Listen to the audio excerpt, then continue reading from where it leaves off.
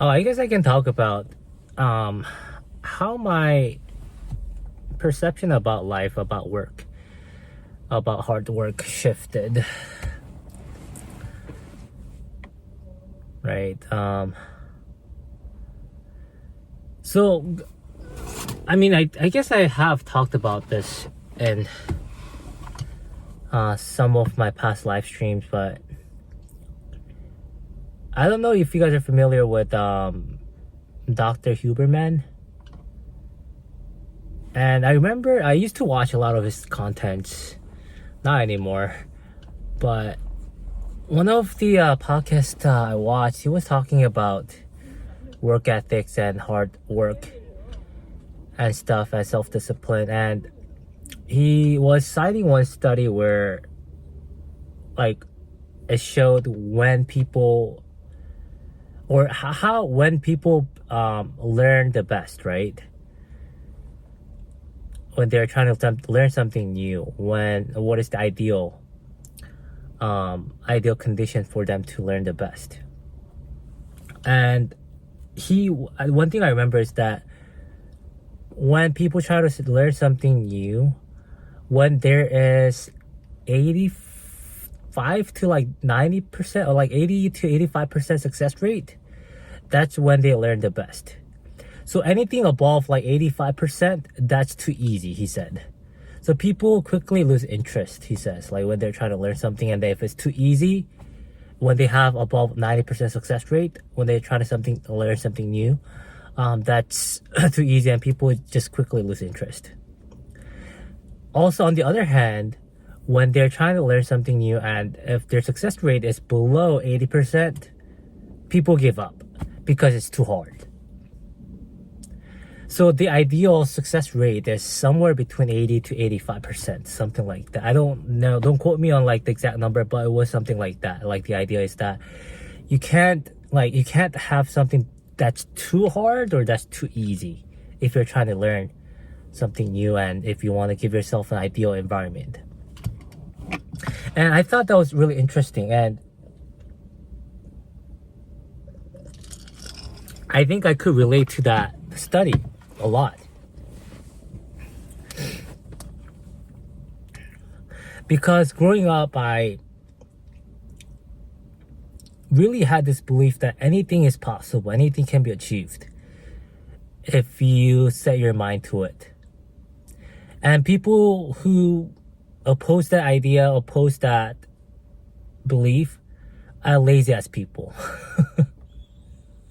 That's what I used to really believe. I used to believe that people who don't believe in the hard work ethics, people who dismiss hard work as trivial, are lazy people, and they are not disciplined enough. They are trying to give you like lame excuses. So I really believe that anyone can learn anything if they set their mind to it, right?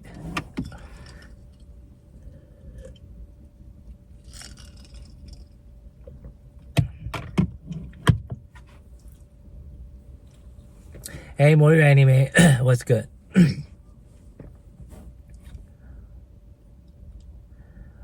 But now I think that's not necessarily true.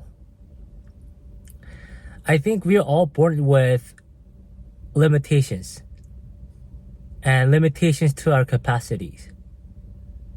If you look at athletes, you know, those NBA stars or soccer stars,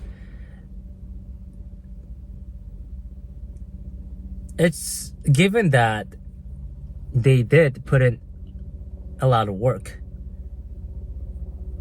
But also, you should not completely disregard the fact that a lot of them are born with a talent to be good at what they do.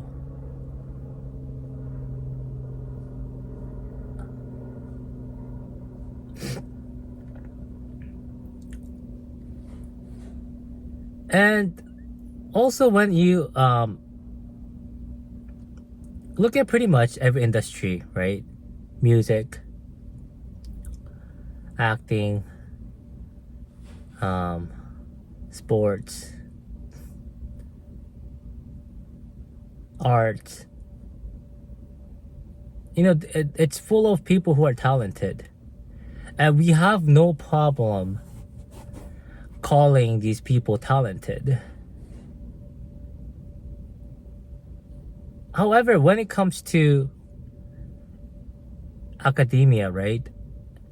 When it comes to learning a new knowledge, people often somehow assume that we're all equal. That somehow we're all born with same capacity of brain power.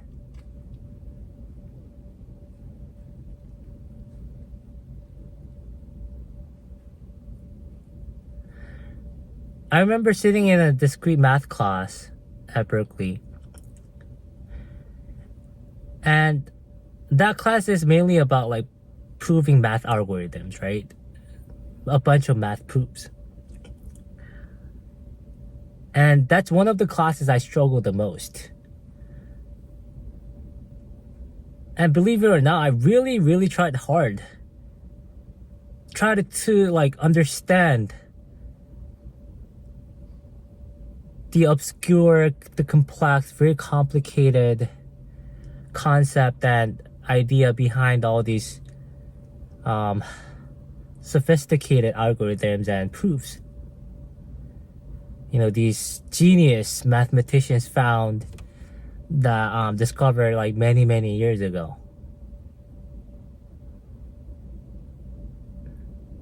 And I would go to office hours with my professors and graduate students, and I'll go up to these professors and ask them questions whenever I don't understand something, and they would try their best to help me understand. But then the thing was that it was still hard for me to understand, like for me to grasp fully this like sophisticated idea of math proofs. And I don't think there was ever a time for me to confidently say that, oh, like I finally get it. And I would like I look up stuff like different types of like explanations on Google, trying to really understand if there's any easier way to understand, to grasp an idea of these math proofs. But I still couldn't. And sometimes I get paired up with, these other students that are really, really smart, and they just get it. It just comes naturally for them. And, would it be fair for anyone to tell me that the reason why the other guy gets it but I don't get it is because I did not try hard enough? All I have to do is just try harder? And when I share this concern, with other students or sometimes on like Berkeley subreddit, I'm immediately like thrown these like blanket advice of like, oh, you just gotta go to GS the office hours with professor, and you just gotta like work with other students, and all these like advices that I've already tried. It was funny because they were just assuming that I didn't try these different ways to, I guess, understand, to learn. But I've already tried other methods to learn, but I still couldn't get it. And one time, like I hired like right before, several days before the midterm, the exam, right? I actually found someone. I actually paid someone, a graduate student. He was like fucking genius. I pay someone to actually teach me how to like understand these proofs, and he still couldn't save his own life to help me understand. And I could sense his frustration why I couldn't get it. Like something so easy for him, something that's so natural for him to understand. However, I was so struggling hard. No matter how many times, how many different ways he tried to explain to me.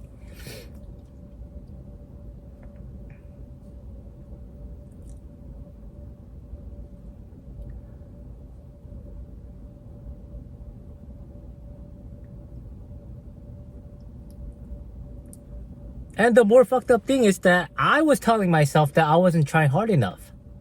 So I was guilt tripping. I was gaslighting myself into believing that I'm still not trying hard enough. All I gotta do is try harder. Right?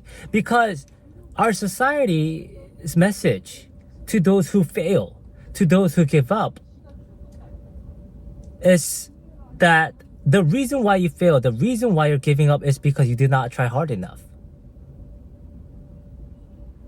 Even if like there might be some truth to it, I don't think it is always the case when people give up or when people fail. But whenever we fail, whenever we give up, we are faced with this harsh assumption that, and also we're labeled with this harsh, almost like prejudice and stigma that we are the reason why we failed. The lack of effort, lack of self-discipline is the reason why we failed. Right? That's the assumption that our society has on people who fail or who give up. That's why, giving up has such a bad connotation and also rep by our society, because we are very harsh on people who give up and who fail. But often they don't realize this hard work, all the sweat I put in to really make it work, to make it really succeed.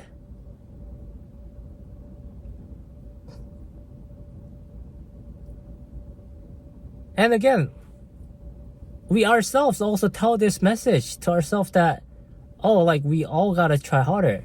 We all gotta try harder to actually make it happen, to make it succeed.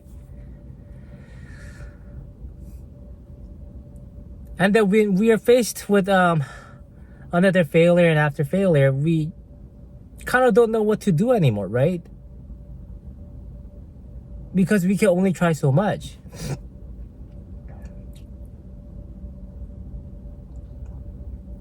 So what do people like me do in such a case when we're kind of stuck, not really knowing what to do, not really knowing where to go, not really knowing where to turn for help?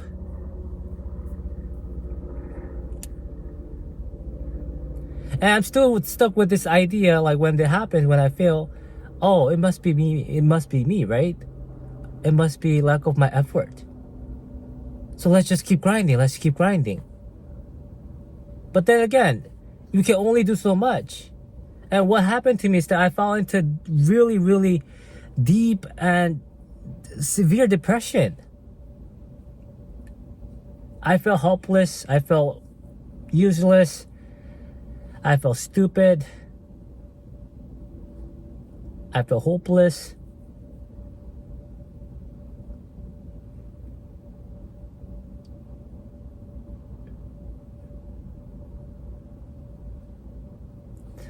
And when I was not doing so well in school, my high school friends,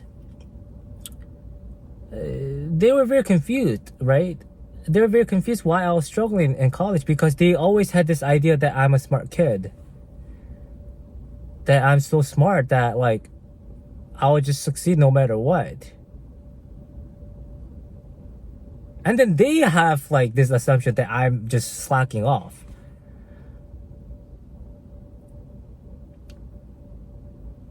But if I just try hard enough, it will all just happen, right?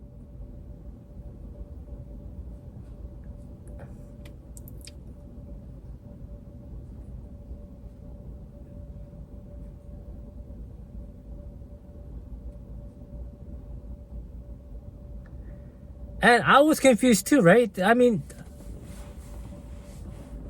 obviously I had this identity growing up, especially in high school. Since I did so well in high school, I had this identity of smart kid, smart student. But then that identity was clashing so hard when I started struggling in college. So on one hand, I'm a smart kid. But then on the other hand, when I'm in college, I'm not so smart kid anymore. So which is true? Am I like actually smart to begin with? Or am I actually not smart? And was this identity somehow a fluke? Maybe a fluke, right? And once I got into college and once I started struggling so hard in college, this identity that I may not be such a smart kid, started winning. But then this one, it's this identity of like, this self-identity of I'm still a smart kid. He doesn't want to easily give up. He doesn't want to like easily like let go of this identity, right? Like they don't want to leave. So they try so hard to still cling on to me, right? Because that was the identity that I've had my whole life before I started school and college. So what do I even do now? What do I even do? Like with these two different, like completely opposite identities, what do I do? How do I even choose?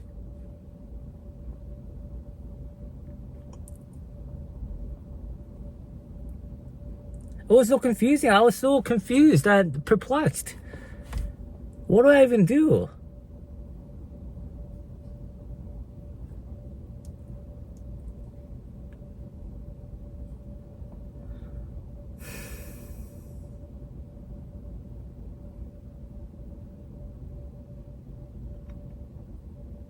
And ironically, you know, like, so in high school, you know, these friends I used to actually help out, like in class, they did actually better than me in college. Some of them got into medical school, some of them got into pharmacy school, some of them got into dental school. But like, I'm nobody. I did not get into any school. I couldn't even graduate. I had to take time off.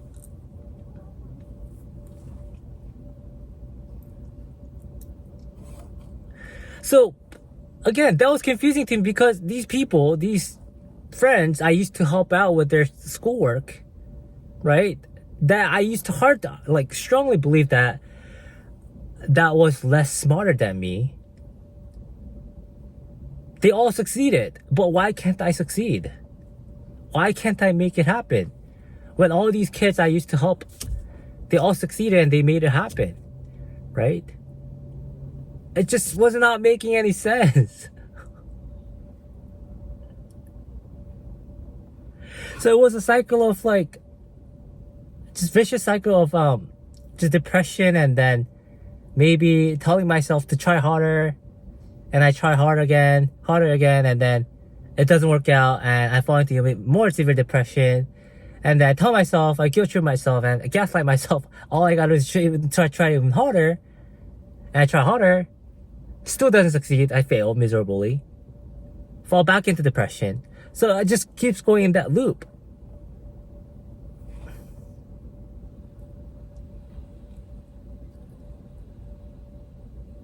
But had I have, how do you say it? Had I have this realization I do now, back then, I think I might actually have been able to break that cycle.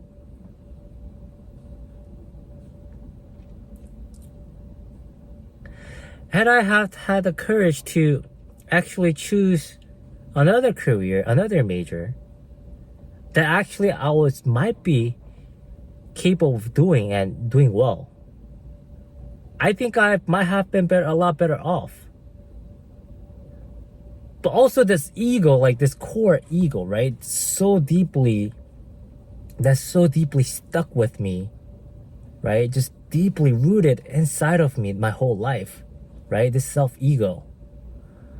It wouldn't let it happen, right? It wouldn't let me even consider different major or different career path, right? Because this ego, it was telling myself that, okay, like only a medical doctor path is the true path. This is like this is the path that you need to take. There's no other options.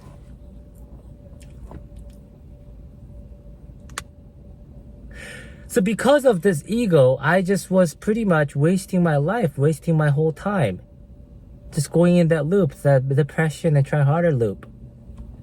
But not really getting anywhere in life. Not progressing in life at all. When all my other peers, they're all progressing in life. But I was just like stuck here. And maybe, actually, I probably was regressing, right?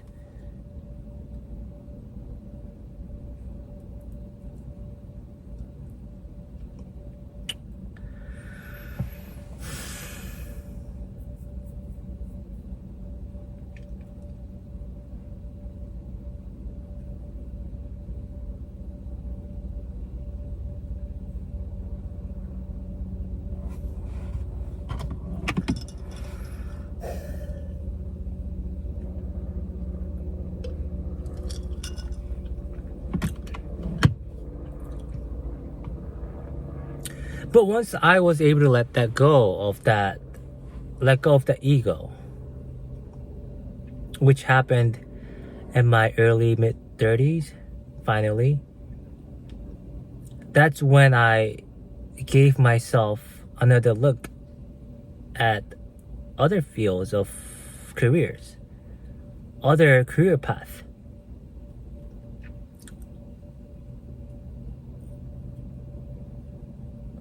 And once I was able to let go of that ego, I felt freed.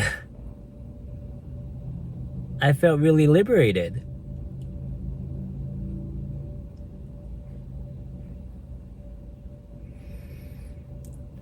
I was no longer in that inflexible, very stubborn, very rigid ego anymore, right? And I was giving myself another chance to kind of give myself opportunity to consider other majors and other careers that actually might fit me better, fit my personality and my intelligence better.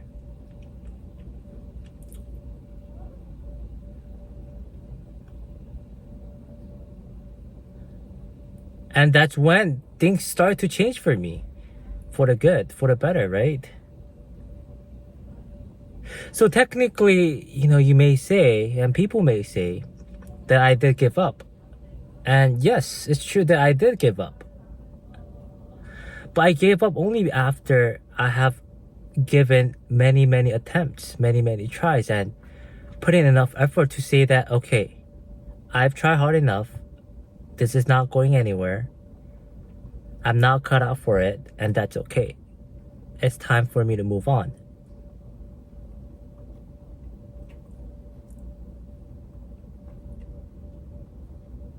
Jeff Bezos, did you guys know that he actually, when he was in Princeton, he had ever since young, he actually had a dream of becoming a physicist. But once he got into Princeton and once he realized that he's not cut out for it, he gave up.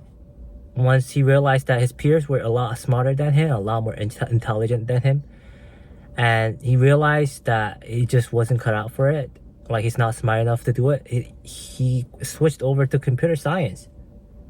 And he says he was the best thing like he did, giving up physics.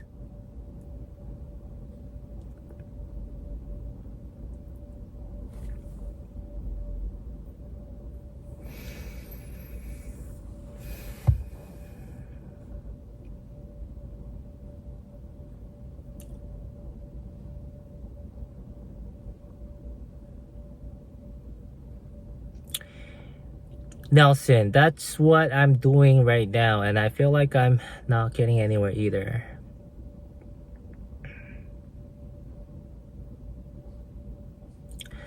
Give yourself another look. If you are like trying something and you feel like it's not going anywhere, try something else.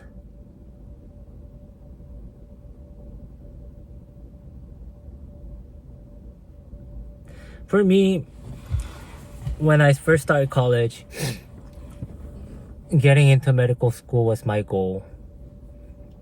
When that didn't work out, and then I decided to go back to Berkeley. So I dropped out of Berkeley when I was around like 20, 21 years old.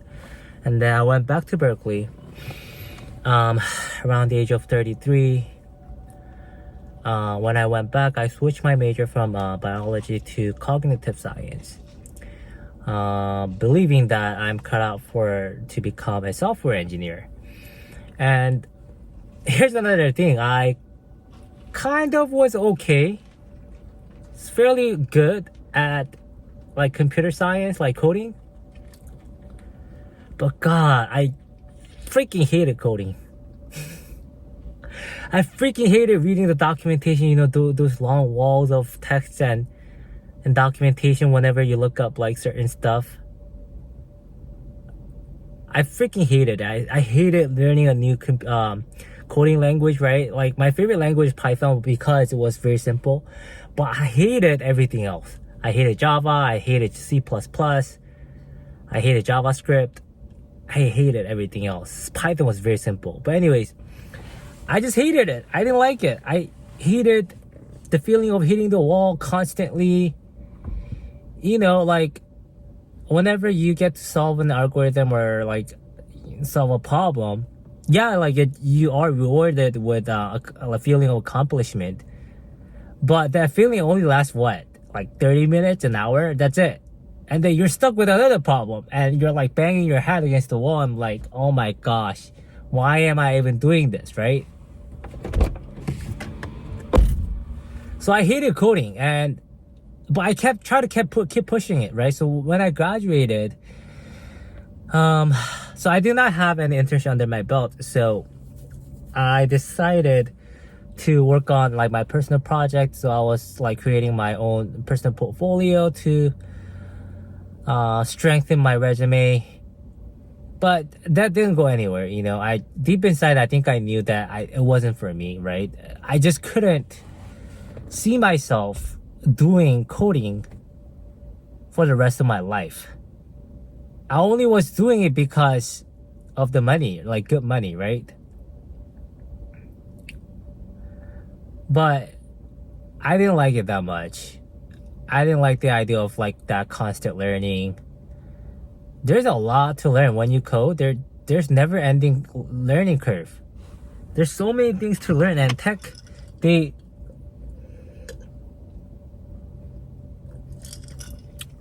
change so fast. So there are like a ton of new things that come out every day. So it's very, very difficult to keep up with all those new technologies and new frameworks and new languages, unless you're really passionate for it and you're good at it.